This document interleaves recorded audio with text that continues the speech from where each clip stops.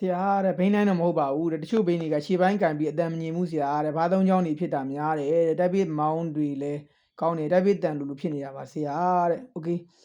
တက်ပိမောင်းကောင်းတယ်တက်ပိတန်လူဖြစ်တာဆိုတော့ဖြည့်စရာကကျွန်တော်တို့ဒါ2ချက်3ချက်တော့ရှိပါတယ်အဲ့တော့ပုံမှန်ဆိုတော့ကျွန်တော်တို့ဒါတိုက်ပိကကြွက်ဘိန်းနေမှာကျွန်တော်ဘာ3ချောင်းဘာ2ချောင်းနေမှာအများစုက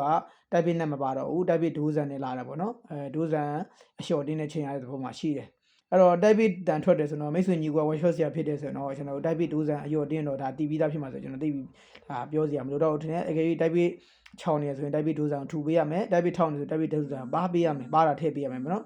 ပါတာမရှိတယ်ပါပေးလိုက်အောင်ပေါ့ပါပေးရတော့လွယ်တယ်ကျွန်တော်ကော်ပတ်နဲ့ပါမှာလားကြောက်ဆက်နဲ့ပါမှာလားအမျိုးစုပါလို့ရတယ်ထူပေးဖို့ကျတော့အခက်အခဲနေငယ်ရှိတယ်ဗျာဘာဖြစ်လို့လဲဆိုတော့ပြန်ထူဖို့ဆိုရင်အဆင်မပြေဘူးလေတချို့သူတံပြားခုတာတွေပါရှိတယ်ဒါပေမဲ့ဒါလည်းရရှိမခံပါဘူးတံပြားဆိုတော့ကျွန်တော်တို့ဒါအမျိုးစုံပေါ်တော့အင်ဂျင်ဘူးတွေခုတာတွေ့ဘူးတယ်ဘီယာဘူးတွေထွေးပြီးတော့ခုတာတယ်တွေ့ဘူးပါတယ်ခဏပဲကျွန်တော်ကရက်ပိုင်းလောက်လပိုင်းလောက်ပဲပြန်ပြီးတော့အဲ့ကောင်လေးကစားပြီးပေါက်သွားပြီးတော့ပြန်ထွက်တာပါပဲအဲ့တော့တိုက်ပိဒိုးဆန်ပါတဲ့ကိစ္စကတော့ကျွန်တော်တို့ဒါတိုက်ပိထောက်နေကြောက်ဆက်နဲ့ပါမှာလားကော်ပတ်နဲ့ပါနည်းနည်းကြာမှာပေါ့ဗျာ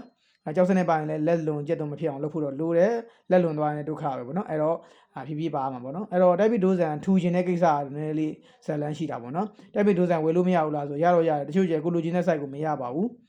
ဒါတော့မှခုနောက်ပိုင်းရတာသိမကြသေးဘူးအရင်တော့ဝယ်လို့မရပါဘူးကျွန်တော်ကိုယ်တိုင်လုပ်ထည့်ရပါတယ်ကိုယ်တိုင်လုပ်တော့ပထမဆုံးကျွန်တော်အမျိုးစုံထည့်ခဲ့တယ်ရိုးရိုးအိမ်မှာရှိတဲ့တန်ချောင်းတစ်ခုဖြတ်ထည့်ခဲ့တယ်မရဘူးလားရတယ်ဒါပေမဲ့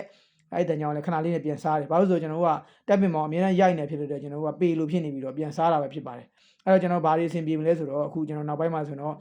တိုက်ပိဒိုးဆန်လာပြီးအဲ့လာတဲ့ဟာနဲ့ထည့်လို့ရရင်ရမရဘူးဆိုကျွန်တော်ကရေရှည်လဲခံအောင်ဘာလုပ်လို့ရဆိုတော့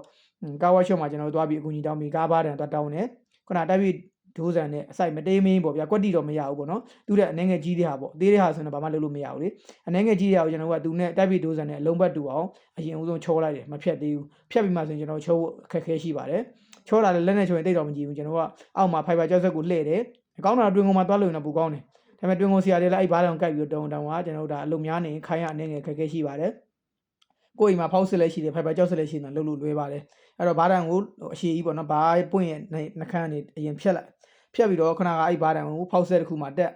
ပြီးတော့ဖောက်ဆက်ကိုလည်းလှည့်မယ်ဖိုင်ဘာကြောက်ဆက်ကိုလည်းလှည့်မယ်ဆိုရင်ကျွန်တော်တို့ဒါတွင်ကုန်စားတဲ့ပုံစံမျိုးဒါနီးစက်တယ်ပေါ့နော်ဒါတောင်တွင်ကုန်လွယ်ကွက်တိမဟုတ်ဘူးပေါ့ဗျာအဲ့တော့အနေငယ်ဒါပို့ပြီးတော့ညီမယ်အဲ့လိုမျိုးစားလိုက်မယ်ချောလိုက်မယ်ကျွန်တော်တို့လိုချင်တဲ့အလုံးပဲရောက်ပြီဆိုရင်ဒါပြီးပြီအဲ့တော့လိုချင်တဲ့အကွာအဝေးကိုကျွန်တော်တို့ခဏကဟောင်းတဲ့တိုင်းပြီးတော့ဖီလာဂိတ်ထိုးတိုင်းမယ်ဘယ်လောက်လိုချင်တာလဲဘယ်လောက်မီလီမီတာလဲပေါ့နော်အဲ့ဒါကိုကြည့်ပြီးမှသာကျွန်တော်တို့ကခဏဖီလာဂိတ်နဲ့ပြန်ချိန်ပြီးမှ